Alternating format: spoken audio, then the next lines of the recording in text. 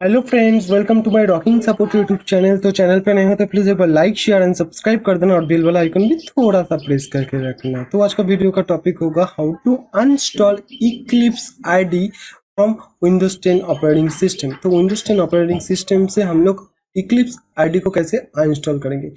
हम लोग जनरली कोई भी सॉफ्टवेयर अनइंस्टॉल करने के लिए हम लोग कंट्रोल पैनल ओपन करते हैं, ठीक है। कंट्रोल पैनल ओपन करते हैं, उसके बाद प्रोग्राम्स में जाते हैं। देन यहाँ से कोई भी सॉफ्टवेयर इंस्टॉल करने के लिए उस सॉफ्टवेयर के ऊपर क्लिक करते हैं। देन यहाँ पर जो ऑप्शन दिख रहा है आई इंस्टॉल, इसके ऊपर क्लिक करके इंस्टॉल कर देते हैं।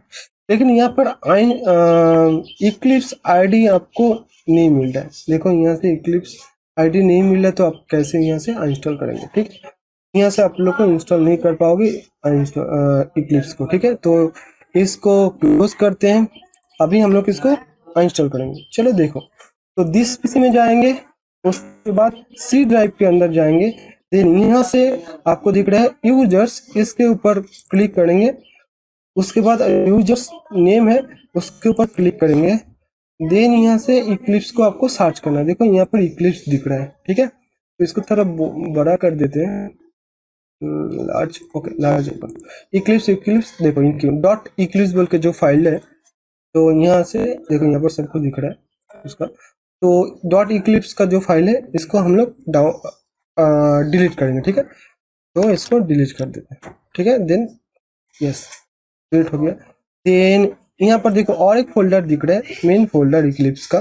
देखो यहाँ पर, ठीक है, इसको हम लोग डिलीट करेंगे फिर से। ओके, देन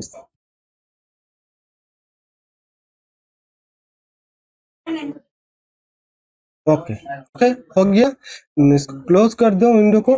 देन यहाँ पर देखो डेस्कटॉप में जो इक्लिप्स का जो आइकन है, इसको भी आप लोग राइट क्लिक, चलो यहाँ पे इसको भी डिलीट कर देते हैं। ठीक है, डिलीट हो गया, complete, that's it. Okay, tata bye bye, stay home, stay safe.